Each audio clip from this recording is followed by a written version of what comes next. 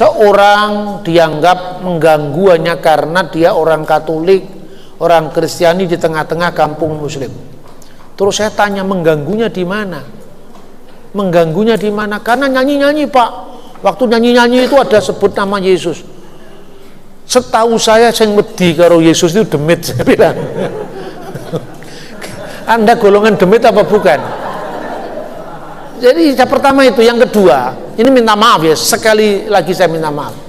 Pernah ada kasus kan, seorang Tionghoa, bukan orang Katolik tapi orang Tionghoa, yang memprotes karena bisingnya toa, kok malah dihukum.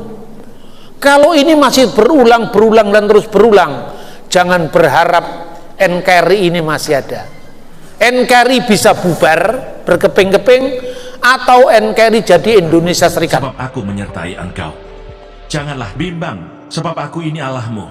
Aku akan meneguhkan, bahkan akan menolong engkau. Aku akan memegang engkau dengan tangan kananku yang membawa kemenangan. Edukasi rohani. Tuhan Yesus sebagai Nabi dan Muhammad sebagai Nabi. Begini ya, sekalipun sama-sama punya istilah Nabi, istilah Rasul, tapi maknanya beda. Jadi sekarang gini, yang namanya dialog itu jangan terlalu ambisius lah, yang realistis. Jadi gini, kami mengakui Isa itu Nabi, tapi kenapa Kristen tidak mengakui Muhammad itu Nabi? Itu berlebihan. Wong definisi Nabi aja belum sama. Terus saya tanya, Nabi itu apa sih Mas? Nabi itu Pak, setiap orang yang menerima wahyu Allah dan tidak wajib menyampaikannya kepada umatnya. Kalau Rasul itu setiap orang yang menerima wahyu Allah dan wajib menyampaikan kepada umatnya, karena membawa risalah. Jadi Rasul sudah pasti Nabi, tapi Nabi belum tentu Rasul. Itu definisinya Islam. Nah Kristen nggak ada definisi seperti itu. Definisinya aja nggak sama, kok mau dipaksakan? Ya kok. Kalau di Kristen Nabi, contohnya sekarang Adam bukan Nabi di Kristen. Abraham cuma satu kali disebut Nabi dalam kitab suci. Selain itu disebut bapa, leluhur atau patriark. Ismail di Kristen bukan Nabi, di Yahudi juga bukan Nabi. Jadi Yudaisme punya Bani Ismail bukan Nabi. Lot itu bukan Nabi dalam Kristen. Lalu di Islam itu Nabi. Lalu di Islam ada definisi Nabi itu harus maksum, tidak boleh salah. Di Kristen definisi seperti itu tidak ada.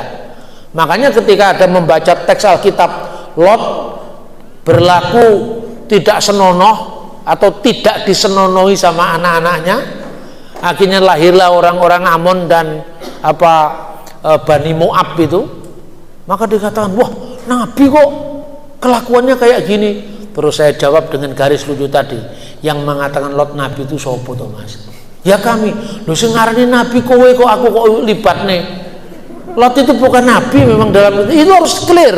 Dialog itu berani menyuarakan perbedaan. Itu ya. Kemudian Rasul dalam Kristen itu bukan Nabi. Rasul itu adalah utusan kongregasi. Jadi kalau di dalam ini saya ngutip dulu ya, orang Yahudi. Musa telah menerima Taurat dari Sinai. Jadi Kibel Mose Taurat mi Sinai itu dalam traktat Pirkei Avot 1. Itu Talmud itu, Mishnah. Musa menerima Taurat dari Sinai, lalu memberikannya kepada Yosua. Yosua memberikannya kepada Liskenim. Skenim itu tua-tua Israel. Wiskenim misaruha linibiim, dan Skenim memberikannya kepada nabi-nabi. Nabi-nabi mewariskan Taurat itu kepada para hakim di Knesset. Di Knesset itu mahkamah agama. Jadi kepada Knesset Hagadol, kepada mereka-mereka yang ada di mahkamah agama. Untuk apa Taurat diberikan? Satu, untuk bahan pertimbangan hukum. Makanya Yesus dituduh melakukan penghujatan terhadap Allah berdasarkan Taurat. Kedua, untuk talmidim, pemuritan. Maka Yesus mengatakan sebelum pengajaran pemuritan, kata yang diterjemahkan jadikanlah semua bangsa muridku, itu aslinya muridkanlah semua bangsa untukku. Karena itu dari Talmud Yahudi, talmid menjadi murid ya, apostolos, itulah rasul. Kemudian yang ketiga, membangun pagar mengelilingi Taurat, siyak la Torah. Makanya kamu sudah mendengar hukum jangan berzina, tapi ketika kamu melihat seorang wanita dan mengingininya dalam hatimu, kamu sudah berzina. Ini yang namanya siyak la Torah, membangun pagar mengelilingi Taurat. Ini Yesus juga ada kesamaannya dengan pengajaran kaum Farisi ya.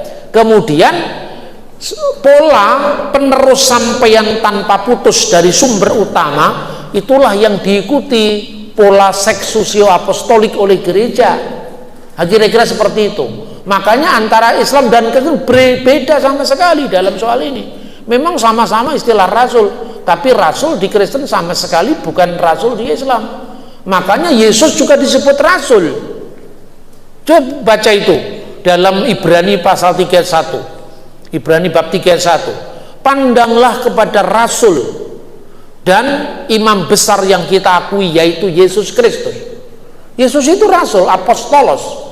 Bahasa Ibraninya saliyah, haslihim kata jamaknya, saliha dalam bahasa Arab itu rasul.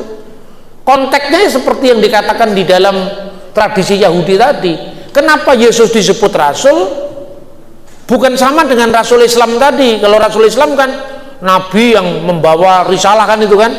Bagi Kristen Yesus disebut rasul cuma satu kali dalam bentuk kata benda, apostolos. Tapi tidak seperti rasulnya Islam. Lah ini yang Jakir naik sering pakai ayat itu. Karena Alkitabmu mengatakan Yesus itu rasul. Kan Yohanes 17 ayat 3, satu-satunya yang engkau utus, satunya Allah dan Yesus itu yang engkau utus. Jadi syahadatnya kita sama, Pak. Asyhadu alla ilaha illallah wa asyhadu anna Isa Rasulullah. Tidak sama, itu kan pola pikirmu. Terus saya kasih satu ayat saja. Coba baca Galatia 4 ayat 4 saya bilang. Setelah genap waktunya Allah telah mengutus putranya yang lahir dari perempuan dan tunduk pada hukum Taurat. Lah ini coba, Allah telah mengutus, memang mengutus Yesus, tapi yang diutus itu putranya. Lah sekarang apakah Isa dalam Kristen, Isa dalam Islam itu putra Allah? Bukan, katanya lam yalid wa lam yulad. Ya sudah, lo beda ya beda, nggak usah disama-samakan. Yesus disebut rasul karena dia imam besar perjanjian baru, dan imam besar itu utusan Tuhan dalam kurban, dalam itu apa namanya, sakramen kurban itu setahun sekali yang namanya Yom Kippur. Dalam konteks itulah Yesus disebut rasul karena dia imam besar perjanjian baru. Terima kasih. Baik, terima kasih Pak.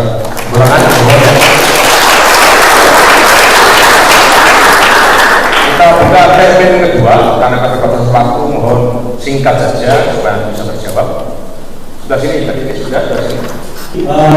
Saya cukup terkesan dengan penjelasan dari Pak Bambang Musena.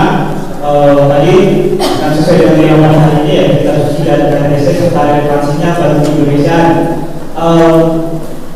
Kalau kita lihat keadaan sekarang ya Pak, kita tadi kalau sudah berbicara kita tulis secara historikal, melihat di zaman sekarang, anak-anak di zaman sekarang itu mungkin kalau anak zaman dulu mungkin cara pola pikir mereka ketika bicara soal iman mereka masuk, tapi sekarang mereka harus sesuatu yang harus masuk dalam pikiran mereka baru bisa masuk dalam hati. Maka tantangannya bagi kami sebagai calon katekis atau calon pengajar iman itu sendiri adalah bagaimana menyampaikan kitab suci ini ya, sehingga relevan dengan keadaan anak-anak zaman sekarang. Karena anak-anak zaman sekarang kan dia memikir secara usul baru masuk ke hati. Sehingga tantangannya bagi kami adalah bagaimana meyakinkan mereka, dan juga mungkin mohon Bapak referensinya dari mana untuk bisa mengetahui story-story kitab suci, sehingga ketika menyampaikan mengajarkan kepada anak-anak juga kepada orang-orang tidak salah dan tidak juga. Lalu kemudian berikutnya adalah tadi kita sebagai pengikut Kristus, baik itu sebagai Ortodoks ataupun sebagai Katolik ataupun juga Protestan, ya kita tetap satu dalam iman sebagai mengakui Tuhan Yesus sebagai Tuhan kita. Maka bagaimana kita membangun semangat ini seperti yang Bapak saya katakan di dalam akun itu, Bapak saya berdoa juga Bapak sering mengatakan semangat ini. Bagaimana membangun semangat ini sesungguhnya? Baik, terima kasih. Di sini saya mau bertanya tentang Indonesia sendiri. Bagaimana prinsip-prinsip seperti keadilan, belas kasihan, dan kebenaran dapat dikontekstualisasikan dalam pembinaan umat yang hidup di negara dengan sistem hukum yang sering dipersepsikan sebagai hukum yang tumpul ke atas namun hajat ke bawah. Terima kasih. Terima kasih. Saya teologi atau akademika. Terima kasih kepada Bapak yang sudah berkenan terima Islam ya di channel-channel YouTube-nya. Tapi kita lihat bahwa beberapa tahun terakhir ini apologet itu semakin banyak saja di media sosial. Kalau dari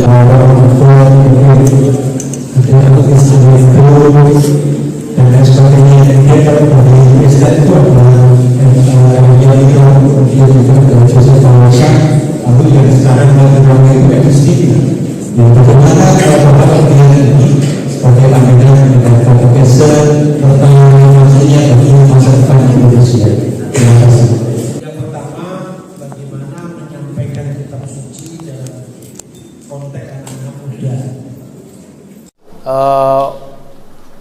Artinya apakah mereka cukup efektif mendengar ya para katekis mengajarkan kitab suci, para guru agama mengajarkan kitab suci, sementara mereka ini sekarang kan eranya lebih lebih instan, bacaannya tidak langsung pada sumber primer. Kalau nonton YouTube pun itu kalau misalnya ceramahnya kira-kira 40 menit cuman lewat aja 10 menit. Makanya bergeser dari YouTube ke TikTok gitu, itu juga termasuk pergumulan kita semua. Tapi artinya itu tidak bisa ditolak. Jadi menurut saya para katekis, para guru agama harus lebih kreatif menemukan cara-cara untuk menyampaikan kitab suci yang tidak mudah, tidak selalu mudah kepada awam. Memang mudah kalau itu ditarik sebagai ranah normatif kan. Jadi, kalau kita bicara kitab suci tentang perilaku, kehidupan, itu kan mudah menyampaikannya tapi sulit melakukannya kan gitu kan. Nah tapi kalau itu sudah masalah dogmatik ajaran, itu sulit menyampaikannya juga sulit mempelajarinya. Nah inilah makanya saya menempuh strategi garis lucu tadi. Sebab kalau kita tidak sambil santai mengajarkan itu, orang nggak bisa masuk ke pikiran anak-anak kita sekarang. Saya berikan contoh ya. Beberapa tahun lalu ada beberapa anak yang mau mengikuti katekisasi itu di gereja. Itu dari gereja Protestan.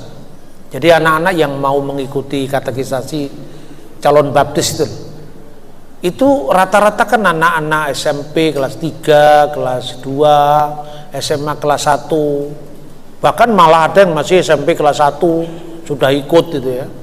Terus kemudian sama gurunya itu, sama gerejanya itu diajak studi banding ke perpustakaan saya.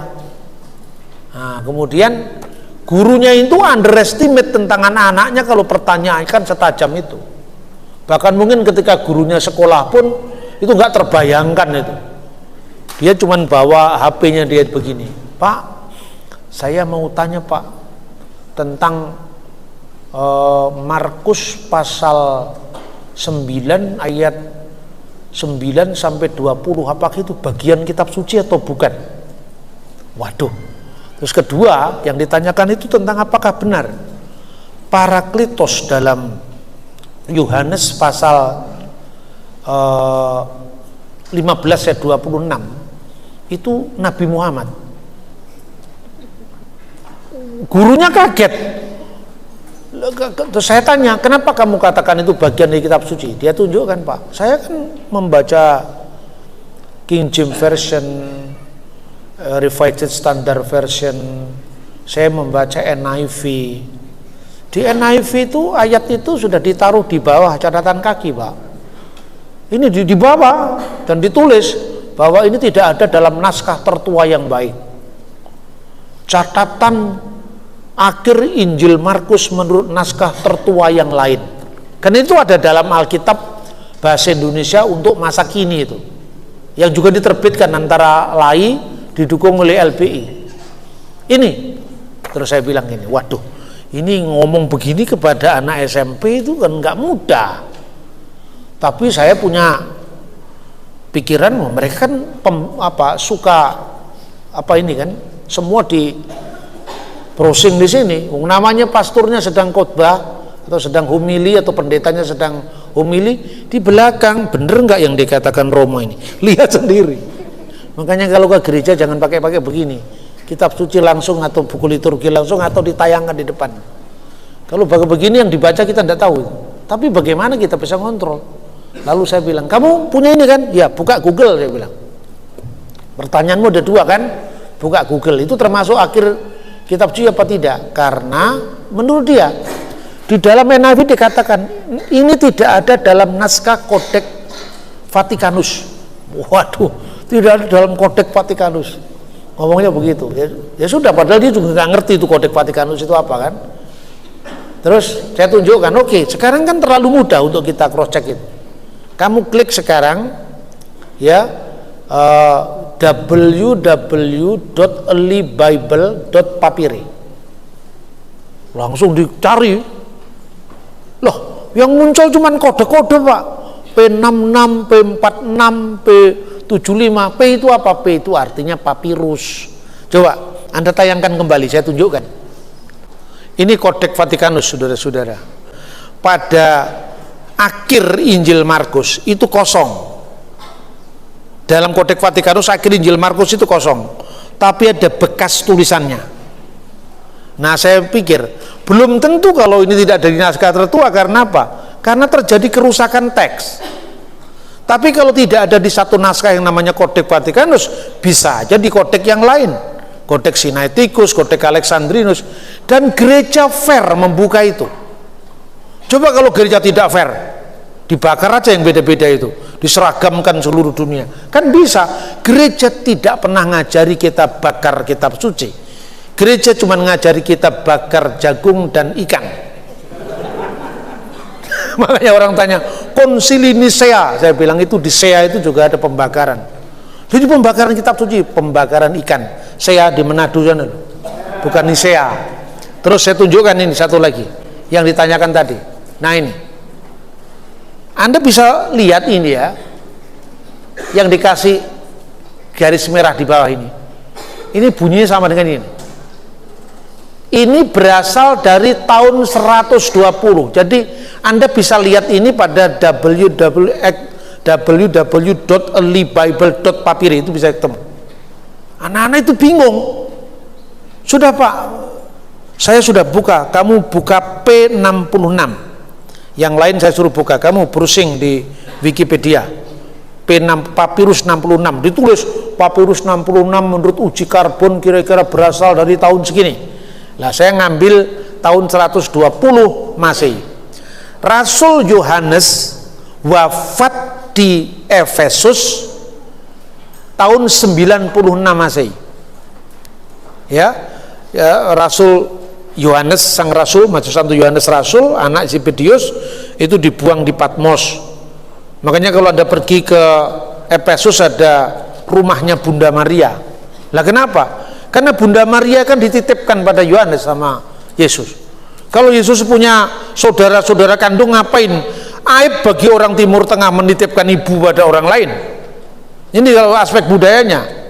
Ibu lihatlah anakmu. Itu di Yohanes kan ditulis begitu. Ketika Yesus mengatakan ibu, inilah anakmu, dia menggunakan kata-kata gunai, inilah anakmu. Gunai itu artinya lady, perempuan. Mengingatkan apa? Mengingatkan pada Kejadian pasal 3:15. Keturunan perempuan ini akan meremukkan kepala ular. Jadi kira-kira Yesus memberikan hiburan pada ibunya, miternya. Jadi disebutkan kata miter itu ibu secara fisik. Lalu gunai, Yesus mengingatkan, ibu, aku inilah anakmu yang dinubuatkan untuk menyelesaikan penebusan. Makanya menginjak kepala ular itu pada disalib itu. Tapi ular itu akan mematuk tumitnya kan, itu penyaliban. Nah makanya dialog teologis antara gereja Katolik tentang Mariologi bersama teolog-teolog Lutheran itu terjadi kira-kira tahun 1980-an, saya membaca, lupa dokumennya. Yang dipersoalkan, apakah benar hanya Lukas dan Matius yang bicara tentang keperawanan Bunda Maria? Kenapa perjanjian baru yang lain tidak ada? Itu kan banyak digugat oleh teolog-teolog yang gereja baru itu loh. Kan ada gereja tua dan gereja muda. Kalau gereja tua itu bukan termasuk gerejanya Beni Panjaitan. Gereja tua itu tua dalam pengertian sekarang itu. Tapi kalau gereja tua di sini maksudnya gereja-gereja yang mulai abad pertama. Di situ ada kata-kata yang lahir dari seorang perempuan. Di situ digunakan kata gunaikos. Gunaikos itu terjemahan dari kata Isah, yaitu Hawa yang kedua. Maka clear di situ. Itu semumpung ingat saya sampaikan. Akhirnya dari banyak teolog Lutheran mulai menghormati Bunda Maria kembali. Karena apa? Luther sendiri hormat pada Bunda Maria, bahwa gereja reformasi tidak seperti yang diharapkan oleh Romo Patris Allegro tidak kembali, yaitu pecut di sebelah ini, kebacut di kapan nih. Ya memang pendekatannya tidak mudah ya, seorang yang bicara dari sudut dogmatis dengan bicara dari sudut sejarah kayak saya begini ya memang beda.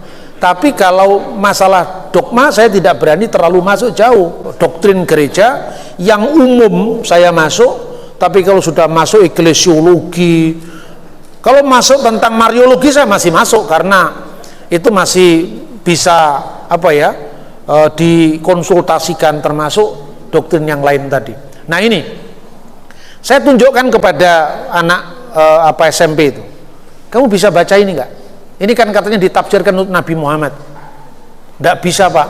Kamu pernah belajar kimia, fisika, matematika? Pernah Pak? Nah kan rumus-rumus kimia itu pakai bahasa Yunani, rumus fisika pakai bahasa Yunani. Saya bilang, ini huruf apa?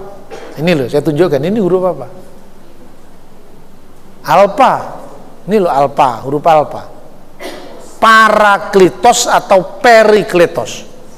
Perikletos itu diartikan sama Ahmad Didat yang diikuti oleh Pak Jakir Naik itu sebagai yang terpuji, dan terpuji itu Muhammad. Ini para, bukan peri. Ini naskah dari tahun 120. Jaraknya dengan kematian Rasul Yohanes hanya 24 tahun. Ini naskahnya ada. Naskah dari tahun 120 dengan perjanjian baru modern, terbitan modern yang dipakai di seminari-seminari masih sama. Jadi yang palsu yang mana? Nah ini rupanya yang saya katakan ajian sapu jagat. Ajian sapu jagat itu kalau kita mengajar seperti seorang katekis yang murid-muridnya adalah orang Katolik leklo. Katolik leklo itu cilik mulo. Sudah Katolik ya, udah sama-sama percayanya ngapain? Tapi kalau ngadepi orang-orang yang suka bikin gaduh, dibuat shock terapi supaya mereka enggak macam-macam lagi gitu loh. Saya bisa tunjukkan loh dokumen Injil dari abad awal kedua. Saya tunjukkan. Saya nggak bisa Pak, loh kamu pernah belajar rumus matematika, masa nggak bisa baca ini? Saya bilang. Terus akhirnya apa? Mungkin saja dia tertarik kemudian belajar bahasa Yunani, itu urusan lain lagi. Nah ini contoh seperti ini yang saya tunjukkan ya. Hode parakletos tu penefnu tu agion, hu pemsei, hu pater, entu onomatisu, dan seterusnya sama bunyinya dengan apa perjanjian baru sekarang itu ya. Nah yang seperti ini memang tidak mudah kalau bicara tentang doktrin yang sulit, misalnya tentang Tritunggal Maha Kudus. Saya step by step ya, paling mudah begini. Kalau sulitnya begini, kira-kira sulitnya begini.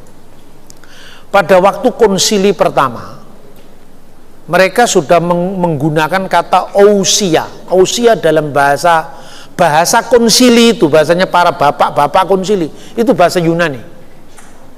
Baru nanti diterjemahkan dalam bahasa Latin, bahasa Syriak, Aramaik, bahasa Koptik itu nanti. Tapi bahasa resminya bukan Ibrani, bukan Latin, tapi Yunani. Karena lingua franca saat itu. Pada saat mereka merumuskan, jadi kira-kira gini, Tuhan Yesus mengutus menjadikan semua bangsa muridku dan baptiskanlah, itu digunakan dalam nama, itu bentuk tunggal, nama itu tunggal, esto onoma, bukan esto onomata, bukan dalam nama-nama tapi dalam nama tunggal. To patros keto iu keto agiu penefmatos, Bapa dan Putra dan Roh Kudus. Jadi Bapa dan Putra dan Roh Kudus itu satu. Kira-kira seperti itu. Kemudian Alkitab ini kan tidak berdiri sendiri turun dari surga seperti pandangan saudara muslim. Alkitab ini lahir dari sejarah gereja. Gerejalah yang melahirkan perjanjian baru, bukan sebaliknya. Gereja sudah ada tahun 33 atau 30-an. Kitab suci perjanjian baru ditulis tahun 50-an. Kan tadi saya sampaikan. Lalu dalam permenungan iman, melalui menghidupi iman dengan liturgi suci, dengan pergaulannya dengan Yesus dan murid-muridnya tadi, lahirlah kemudian perjanjian baru. Maka ini yang perlu disampaikan. Lalu Tritunggal tadi baru kemudian muncul setelah para rasul, misalnya muridnya Petrus, muridnya Yohanes di Antioquia, muridnya Paulus, muridnya Petrus di Roma, Santo Clement dari Roma, itu menulis tahun 90 Masehi. Dokumennya ada sampai hari ini. Kemudian Ignatius dari Antioquia, 7 surat yang diberikan kepada gereja-gereja, surat kepada orang Magnesia, kepada Korintus, itu disampaikan sebelum dia mati martir syahid di Roma dan tubuhnya dicabik-cabik oleh singa.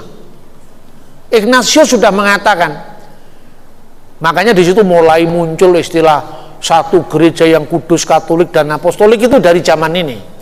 Maka dia kan, di mana ada uskup di situ ada gereja Katolik. Itu munculnya di situ. Kemudian dia katakan, kita percaya pada satu tabib agung kita, Yesus Kristus, yang terpahami dan yang tak terpahami. Ek Marias ke ek Theos antropoteo, yang lahir dari Maria secara daging dalam kemanusiaannya, dalam inkarnasinya, dan yang lahir dari Allah. Maka pengakuan iman itu sekedar merumuskan ketika menghadapi ajaran heresi. Maka dikatakan yang berasal dari Bapa, yang lahir dari Bapa sebelum segala masa, Allah dari Allah, terang dari terang, Allah benar dari Allah benar. Itu sebetulnya bukan karangan tahun 325, itu dari Ignatius dari Antioquia. Lalu dikatakan lahir dari Maria sekaligus lahir dari Allah. Semuanya begitu. Kemudian tahun 180-an muncul seorang pemimpin gereja namanya Santo Theophilus dari Antioquia. Itu penerus ke-7 setelah takhta suci Antioquia sejak zaman Petrus, Evodius, Ignatius. Dia penerus ke-7. Dia mengatakan begini, patriark ke-7, tis triatos, tritunggal. Lalu dikatakan Allah toteo ke logo auto ke tis sopias auto, yaitu Tritunggal, Allah, firman-Nya sendiri dan rohnya sendiri. Atau kebijaksanaan sendiri. Di situ sudah ada kata triados. Kemudian dalam tulisannya Clement dari Roma dikatakan hormat pujian kepada Bapa Surgawi, kepada Yesus Kristus dan Roh Kudus. Sudah muncul dalam formula doa. Ketika Polikarpus dari Smyrna, muridnya Yohanes, wafat sebagai martir ya di tahun 156 tanggal 22 Februari, itu peringatannya. Dia mengatakan, untuk inilah Tuhan Bapa Surgawi yang kekal, segala kemuliaan bagimu bersama Imam Surgawi yang kekal Yesus Kristus dan Roh Kudus, sekarang dan sepanjang segala masa. Ini semua ada dalam catatan-catatan sebelum Nikea. Kemudian dicarikan formulasinya. Di konsili itu belum menemukan kata tiga dalam apa, ya. Tapi satunya sudah dikatakan ousia, maka dikatakan yang berasal dari substansi Bapa, yang berasal dari hakikat Sang Bapa. Itu konsili Nisea. Nah, sementara mulai kata muncul hipostasis, hipostasios. Nah, kata hipostasis itu dari kata hipo dan istemi, sesuatu yang berdiri di atas yang lain, artinya bagian. Kata ini nantinya diterjemahkan dengan persona dalam bahasa Latin. Nah, ketika saya menyampaikan ini kepada awam, pusing semua. Orang di seminari aja pusing, ya toh? Lalu saya cari penyederhanaan, saya mengatakan begini, coba, kan di perjanjian lama tidak ada Tritunggal, Pak. Oke, sudah selesai pertanyaannya belum, Pak? Apalagi yang pertanyakan? Kita tidak ada kata Holy Trinity dalam Alkitab. Kenapa percaya Holy Trinity? Kamu dapat pertanyaan dari mana, Le? Dari teman saya Muslim, Pak. Oke, genten takonono saiki. Kami percaya dengan Tritunggal. Kata Tritunggal tidak ada dalam Alkitab, ya. Judulnya tidak ada.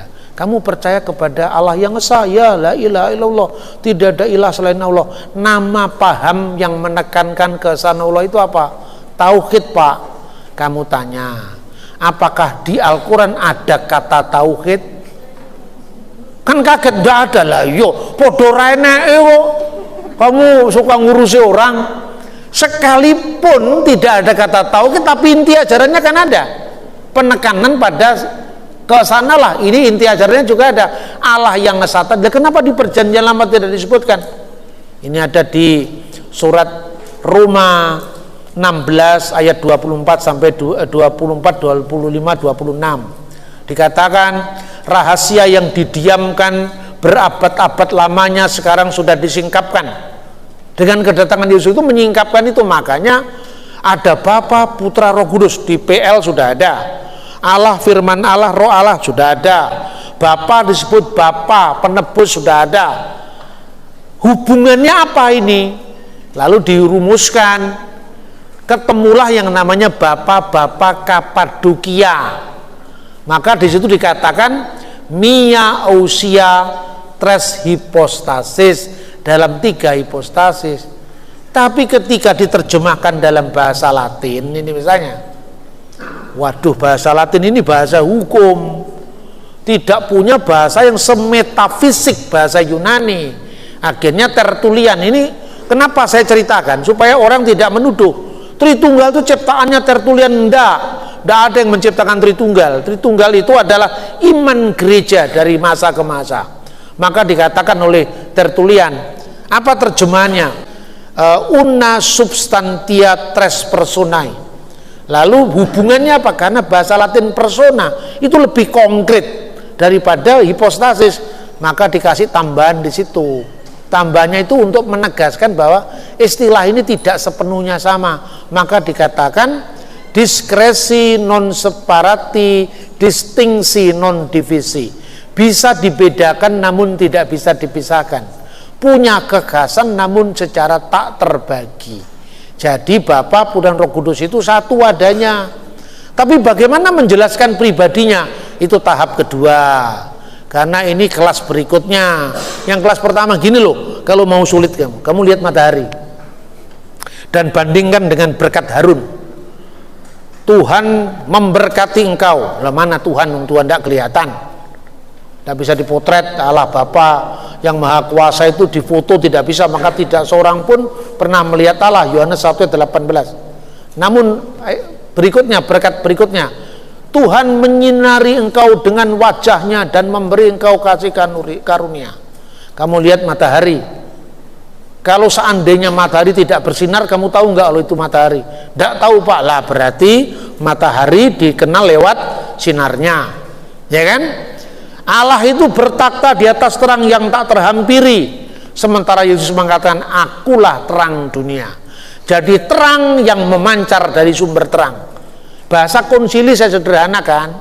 Terus yang ketiga, Tuhan menghadapkan wajahnya kepadamu dan memberi engkau damai sejahtera. Tuhan menghadapkan wajahnya, lebih dekat itulah Roh Kudus. Terus nggak tanya lagi, ya sudah, amin. Kalau tanya lagi sesi kedua. Jadi jangan memaksa orang untuk berpikir lebih dalam ketika dia belum bertanya. Itu rumusan pertama. Tapi karena ini sekolah para katekis, saya akan bicara sedalam-dalamnya, supaya ketika Anda nanti dibegal di luar dengan pertanyaan itu, Anda sudah tahu, oh dulu Pak Bambang pernah kasih kuliah perdana, jawabannya seperti ini. Mungkin sekarang Anda masih mumet, tapi ketika ada problem Anda tidak mumet karena cari jalan keluar. Itu saya kira masih ada. Kemudian penegakan hukum yang tumpul ke atas, tajam ke bawah, itu betul. Tapi tambah satu lagi, tumpul ke mayoritas, galak dan tajam ke minoritas. Ini yang lebih relevan sekarang. Kalau tumpul ke atas, tajam ke bawah, itu sejak zaman Belanda sudah seperti itu. Tapi kalau tumpul ke mayoritas, tajam ke minoritas, baru zaman reformasi. Ya toh? Ini problem serius bangsa kita ini. Jangan kita tutup-tutupi demi toleransi. Enggak, saya enggak mau. Kalau ini bukan toleransi, ini urusan hak asasi, bukan toleransi. Ya itu saya kira. Lalu bagaimana kita membangun, pulihkan kepercayaan rakyat terhadap penegak hukum, pulihkan kepercayaan rakyat kepada para aparatur negara. Itu yang pertama. Jadi hukum sebagus apapun, tapi kalau law enforcement-nya, kalau penegakan hukumnya tumpul ke mayoritas tapi tajam, bahkan setajam silet ke minoritas, itu bahaya. Baik minoritas agama maupun minoritas etnis. Ya toh, seorang dianggap mengganggu hanya karena dia orang Katolik, orang Kristiani di tengah-tengah kampung Muslim. Terus saya tanya, mengganggunya di mana? Mengganggunya di mana? Karena nyanyi-nyanyi, Pak. Waktu nyanyi-nyanyi itu ada sebut nama Yesus. Setahu saya sing wedi karo Yesus itu demit, saya bilang. Anda golongan demit apa bukan? Jadi yang pertama itu. Yang kedua, ini minta maaf ya, sekali lagi saya minta maaf. Pernah ada kasus kan, seorang Tionghoa, bukan orang Katolik tapi orang Tionghoa, yang memprotes karena bisingnya toa, kok malah dihukum. Kalau ini masih berulang dan terus berulang, jangan berharap NKRI ini masih ada. NKRI bisa bubar berkeping-keping, atau NKRI jadi Indonesia Serikat. Jadi yang terakhir ini yang saya sampaikan. Kemudian ini terkait dengan fenomena yang sekarang kita hadapi. Misalnya fenomena Romo Patris Alikur. Saya ini penggemarnya beliau, karena senyumnya itu menyenangkan, untuk hiburan. Bahwa pendekatan beliau berbeda dengan saya, ya tentu saya orang Jawa, beliau orang Flores. Tapi saya katakan, bukan berarti dengan demikian kita harus nyerang gereja Protestan atau gereja-gereja Protestan. Kalau bagi saya, pendekatan saya begini. Pertama, kalau ini intern, Katolik dan non-Katolik dalam tubuh kekristenan, bahwa Protestan sudah menjadi seperti ini, itu adalah takdir sejarah, dan itu sudah berlangsung hampir 600 tahun yang lalu, kan begitu kan, sejak 1517. pergolakan ada yang menyebut diri reformasi, di kontra reformasi, itu dinamika dalam sejarah. Sampai Konsili Trinte bicara kitab suci, mula-mula gereja Protestan di bawah reform gerakan Luther, Martin Luther, Zwingli, Calvin, belum anti Bunda Maria, akhirnya menjauhi Bunda Maria, itu juga sejarah.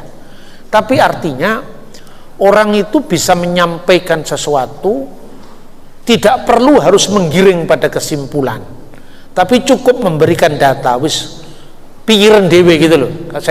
Karena apa? Di Indonesia kalau kekristenan ini kemudian terpecah belah, harga politiknya terlalu mahal. Yang diserang sama gerakan intoleran bukan hanya Katolik, tapi juga saudara-saudara Protestan. Tapi saya juga tidak tumpul dalam menyampaikan perbedaan. Misalnya di teman-teman Protestan, di mata gereja Katolik, secara khusus Vatikan II, dan ini juga jangan disama-samakan. Yang namanya Protestan itu disebut sebagai saudara seiman yang terpisah. Jadi komunitas beriman yang terpisah. Kenapa tidak disebut gereja? Ini juga minta maaf, karena eklesiologinya sudah berbeda. Gereja Protestan tidak mengenal yang namanya successio apostolik, hanya kitab suci. Itu fakta. Tapi ketika Protestan sudah menjadi komunitas sendiri, ya sudah, kita berjalan masing-masing. Tapi kenapa muncul Romo Patris? Itu yang menjadi masalah. Karena Katolik selalu diserang. Ayo coba, kira-kira kalau tidak muncul Romo Patris, itu tetap saja mengatakan Katolik nyembah patung, nyembah Bunda Maria, berdoa kepada orang kudus, kan itu masih terus menerus. Bahkan saya pernah menyaksikan ya, dalam sebuah tayangan YouTube, ketika misa malam itu disebutkan nama Lucifer. Lucifer di situ kan bintang timur, maksudnya Yesus Kristus itu maksudnya. Bintang timur dalam kitab Wahyu, bukan bintang timur terjemahan Lucifer edisi King James. Itu gara-gara King James. King James itu terjemahan Raja James. Semua kata bintang timur diterjemahkan Morning Star, tapi khusus Yesaya 14 ayat 12 diterjemahkan Lucifer. Dan dalam tafsiran para pujangga gereja itu malaikat yang jatuh. Jadi malaikat yang jatuh itu dinamakan Lucifer. Itu hanya ada di tradisi Protestan. Anda tahu siapa yang paling gigih melawan Arius? Namanya Lucifer. Itu seorang pemimpin gereja, saking kerasnya. Ini kira-kira Romo Patris itu mirip Lucifer yang melawan Arius itu, kira-kira seperti itu ya. Tapi kasihan dong, kasihan orang suci ini, meskipun dia garis keras ya, sehingga pembencinya banyak, tapi kemudian gara-gara itu dia dijadikan nama setan, kan juga kasihan. Terus saya kasih itu pembelaan. Loh, ini loh liturgi aslinya. Liturgi aslinya itu istilah ini nggak ada kaitannya dengan jenenge demit ini. Ini liturgi supaya Kristus itu adalah terang abadi itu gitu. Ya, jadi itu. Jadi artinya ada reaksi itu karena aksi. Kita ini kan sekarang beda ya beda lah. Tapi ya memang kalau nggak beda ya memang ortodok bukan Protestan, Protestan bukan ortodok, Katolik bukan Protestan, Protestan bukan Katolik. Bisakah kita sekarang berada di lini kita masing-masing? Tapi kita bukan gereja, Pak. Ya memang kalau dalam definisi eklesiologi ortodok dan Katolik, Protestan tidak disebut gereja. Tapi kalau di mata Katolik, ortodok itu adalah gereja yang tidak dalam persekutuan dengan takhta suci Roma. Ortodoknya juga nggak marah kok, ya toh. Dulu zaman dulu kan di mata ortodok Katolik itu skismatik, di mata Katolik ortodok juga skismatik. Itu abad lalu. Dan kemudian dipertajam. Kenapa di Katolik ada penambahan pengakuan iman Nikia Konstantinopel? Ya, kan di situ kan dan percaya akan Roh Kudus, Tuhan sang pemberi hidup yang berasal dari Bapa, yang bersama Bapa dan Putra disembah dan dimuliakan. Kemudian lewat konsili lokal di Toledo ditambahkan et filio kue procedit, dan dari putra. Nah inilah yang salah satunya yang membuat kemudian perpecahan antara Konstantinopel dengan Roma. Tapi sebenarnya pokok utamanya juga bukan itu. Pokok utamanya, apakah gereja yang didirikan oleh adiknya Petrus itu melebihi dari gereja abangnya, kira-kira seperti itu. Karena itu kan Andreas dengan Ratu Petrus kan. Nah saya tidak mau ngurusi yang seperti itu, tapi saya katakan perkembangannya.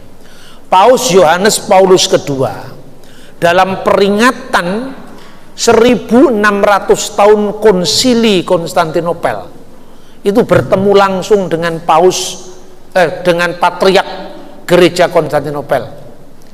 Kebisuan yang tidak bersegur sapa selama ratusan tahun cair.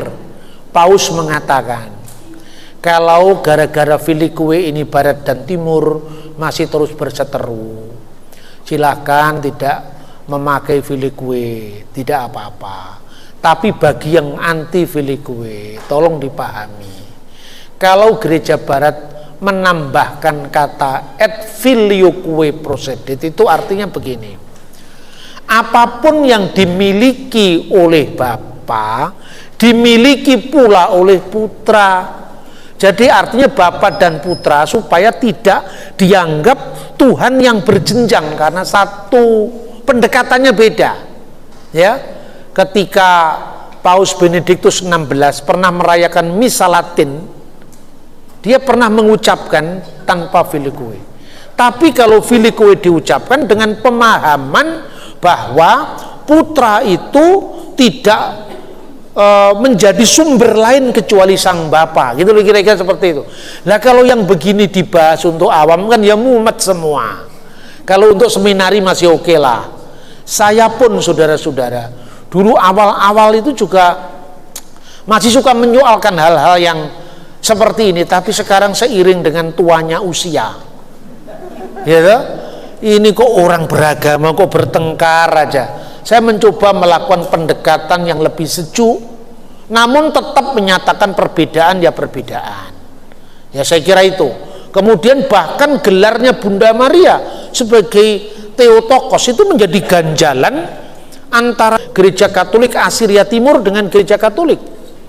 Tapi lewat Pro Oriente 1994 ternyata itu berbeda dalam mendefinisikan Theotokos itu. Jadi yang dimaksudkan oleh gereja Syria Timur tadi kira-kira begini: kami memahami bahwa Theos itu adalah sang Bapa itu. Jadi kalau Yesus yang dilahirkan oleh Bunda Maria itu disebut sebagai Christotokos, kami terima. Tapi kalau Theotokos dengan catatan, bukan menolak, dengan catatan bukan Bunda Allah Bapa, tapi Bunda Yesus yang sepenuhnya Allah. Loh kalau gitu memang itu ajaran gereja Katolik dari awal, karena memang itu Konsili Kalsedon. Lah kamu nggak ikut dulu Konsili Kalsedon, makanya salah paham. Nah lewat diskusi-diskusi komunis akhirnya juga memerlukan titik temu. Tapi minta maaf, Katolik dengan Asiria Timur ini sudah clear. Ortodok Koptik nggak bisa terima ini. Nah ini minta maaf saya harus katakan, ini kan namanya jujur toh. Gereja Koptik tetap mengatakan tidak, kamu tetap Nestorian, kami tidak boleh mengakui kamu. Nah jadi dalam hal ini gereja Roma lebih luas, ya, lebih memikirkan ut omnes unum sin, sekalipun tanpa kompromi. Ingat, yang disuarakan oleh Romo Patris itu bagi saya adalah hanya penyeimbang. Nanti kalau sudah seimbang akan lunak-lunak sendiri. Makanya tensinya Protestan harus diturunkan. Tensi yang suka salah paham dan terhadap saudaranya harus turun dulu supaya ini juga turun. Itu yang namanya dialog. Nah kalau soal Edis TV, Christian Prince itu juga reaksi terhadap Zakir Naik, terhadap Ahmad Didat, terhadap Sabir Ali. Coba kalau Anda baca buku itu benar-benar kalau bagi saya kurang ajar. Kurang ajar itu kurang diajar maksudnya, kurang pengajaran. Jadi makanya salah paham. Dari salah paham lahirlah paham yang salah. Maka melalui kuliah perdana ini sudah selesai ya Romo ya. Saya berharap bahwa kita memang harus membangun persatuan seperti yang dikatakan oleh Kristus. Apalagi intern murid Yesus, baik yang eklesiologinya beda dengan Katolik, baik yang sakramennya jumlahnya berkurang dari gereja Katolik. Itu artinya fakta yang tidak bisa dibalik dengan membalik telapak tangan itu. Jadi sakramen 2 silakan jalan. Gereja Ortodok, Katolik, Ritus Timur, Katolik Latin, semua gereja kuno 7 sakramen jalan. Ya toh? Karena memang sudah berpisah. Makanya dikatakan saudara seiman yang sudah berpisah. Lu mau disangkal seperti apa? Ya memang Luther itu adalah biarawan gereja Roma kok kan gitu kan? Ya, itu pertanyaan pertama. Kedua, untuk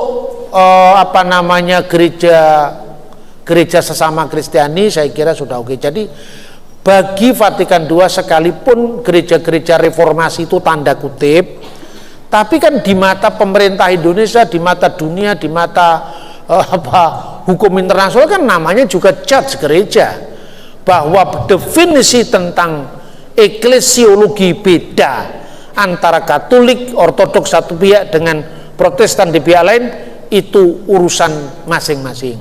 Yang kedua, bagaimana membangun persatuan dengan saudara-saudara yang berbeda agama. Saya ingin mengutip apa yang tercatat di dalam Injil Markus.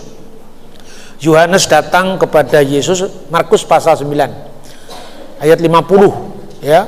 Kemudian dia tanya, "Guru, lihatlah ada orang mengusir setan atas namamu. Cegahlah dia." Apa kata Yesus? "Jangan kamu halang-halangi dia, karena tidak seorang pun yang bisa berbuat mujizat mengusir setan atas namaku sekaligus menyangkal aku." Ini maknanya apa? Maknanya ada iman yang sempurna, ada iman yang belum sempurna. Itu perlu disempurnakan. Tapi dia tidak melawan kan? Makanya tidak mungkin orang berbuat mujizat dan aku menjawab kalau dia tidak percaya aku. Mungkin imannya belum sempurna. Ada opung-opung orang Batak. Mana ada yang dari Batak? Dia menerima percobaan berat dalam hidupnya. Pada tahun pertama ulang tahun perak perkawinannya, istrinya meninggal.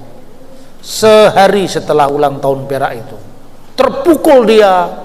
Aku tinggal sama 3 anak-anakku, itu 3 anak-anakku. Kemudian pada beberapa bulan kemudian anak bungsunya dia wafat sebelum dia menikah.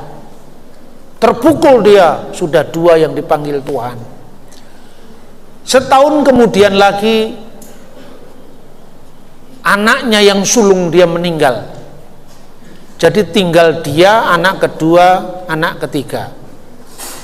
Lalu dia jengkel berdoa pada Tuhan, "Bapa kami yang ada di surga, sekarang di sana engkau ada 3, Bapa, Putra dan Roh Kudus. Di sini pun aku juga 3. Sekarang kau mau apa?"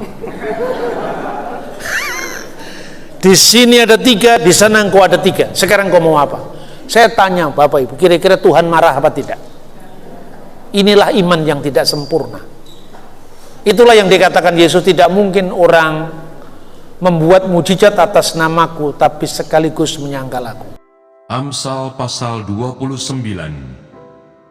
Siapa bersih tegang leher, walaupun telah mendapat teguran, akan sekonyong-konyong diremukkan tanpa dapat dipulihkan lagi. Jika orang benar bertambah, bersukacitalah rakyat. Tetapi jika orang fasik memerintah, berkeluh kesahlah rakyat.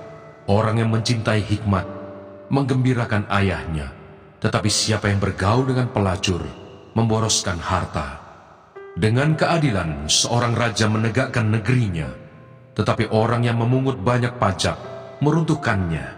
Orang yang menjilat sesamanya membentangkan jerat di depan kakinya. Orang yang jahat terjerat oleh pelanggarannya, tetapi orang benar akan bersorak dan bersukacita. Orang benar mengetahui hak orang lemah, tetapi orang fasik tidak mengertinya. Pencemooh mengacaukan kota, tetapi orang bijak meredakan amarah. Jika orang bijak berperkara dengan orang bodoh, orang bodoh ini mengamuk dan tertawa, sehingga tak ada ketenangan. Orang yang haus akan darah membenci orang saleh, tetapi orang yang jujur mencari keselamatannya.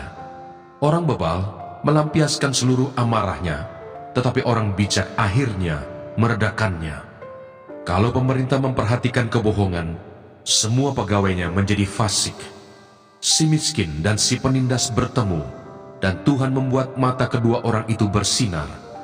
Raja yang menghakimi orang lemah dengan adil, tahtanya tetap kokoh untuk selama-lamanya. Tongkat dan teguran mendatangkan hikmat, tetapi anak yang dibiarkan mempermalukan ibunya. Jika orang fasik bertambah, bertambahlah pula pelanggaran, tetapi orang benar akan melihat keruntuhan mereka. Didiklah anakmu, maka ia akan memberikan ketentraman kepadamu dan mendatangkan sukacita kepadamu. Bila tidak ada wahyu, menjadi liarlah rakyat. Berbagailah orang yang berpegang pada hukum. Dengan kata-kata saja seorang hamba tidak dapat diajari, sebab walaupun ia mengerti, namun ia tidak mengindahkannya. Kau lihat orang yang cepat dengan kata-katanya. Harapan lebih banyak bagi orang bebal daripada bagi orang itu. Siapa memanjakan hambanya sejak muda, akhirnya menjadikan dia keras kepala. Si pemarah menimbulkan pertengkaran, dan orang yang lekas gusar banyak pelanggarannya. Keangkuhan merendahkan orang, tetapi orang yang rendah hati menerima pujian. Siapa menerima bagian dari pencuri, membenci dirinya. Didengarnya kutuk, tetapi tidak diberitahukannya. Takut kepada orang mendatangkan jerat, tetapi siapa percaya kepada Tuhan, dilindungi. Banyak orang mencari muka pada pemerintah, tetapi dari Tuhan orang menerima keadilan. Orang bodoh adalah kekejian bagi orang benar. Orang yang jujur jalannya adalah kekejian bagi orang fasik. Amsal pasal 30. Perkataan-perkataan Agur bin Yake. Perkataan Agur bin Yake dari Masa. Tutur kata orang itu, aku berlelah-lelah ya Allah, aku berlelah-lelah sampai habis tenagaku, sebab aku ini lebih bodoh daripada orang lain.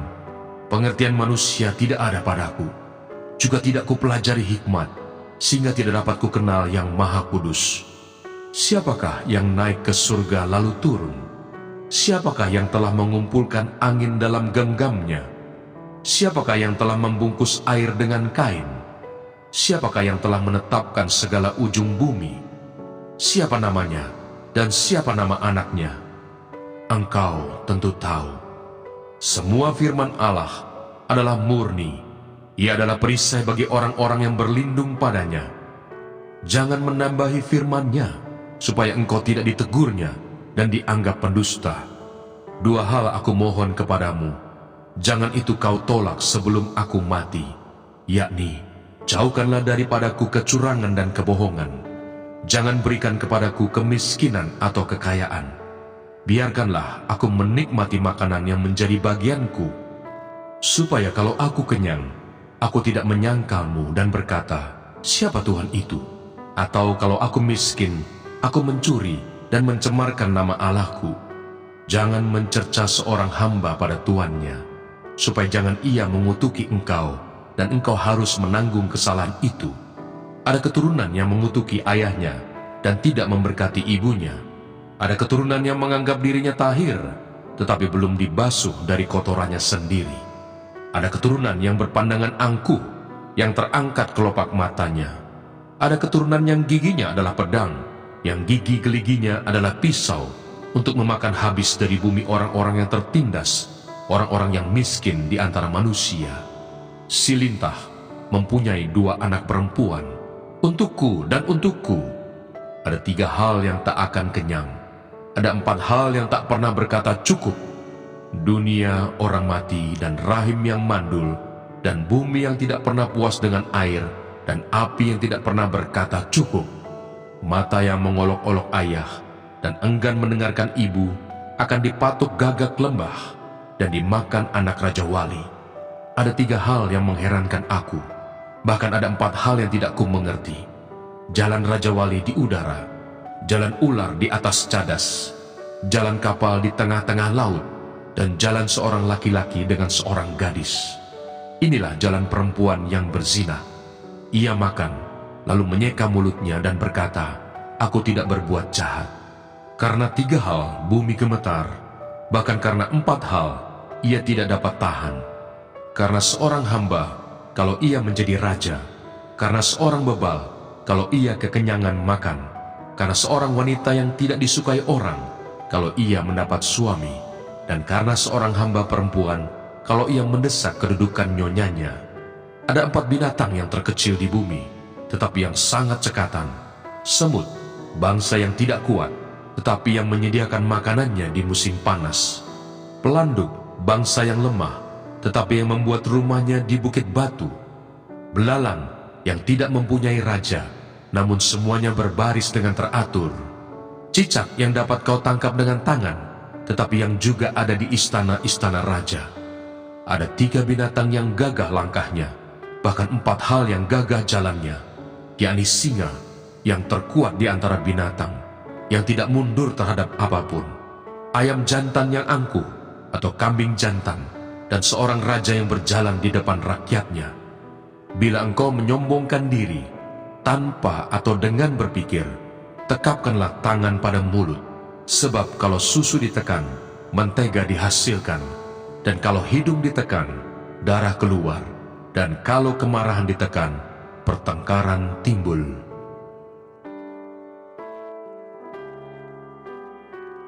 Amsal pasal 31. Amsal-amsal untuk Lemuel dari ibunya. Inilah perkataan Lemuel, Raja Masa, yang diajarkan ibunya kepadanya. Sebab aku menyertai engkau. Janganlah bimbang, sebab aku ini Allahmu. Aku akan meneguhkan, bahkan akan menolong engkau. Aku akan memegang engkau dengan tangan kananku yang membawa kemenangan. Edukasi rohani.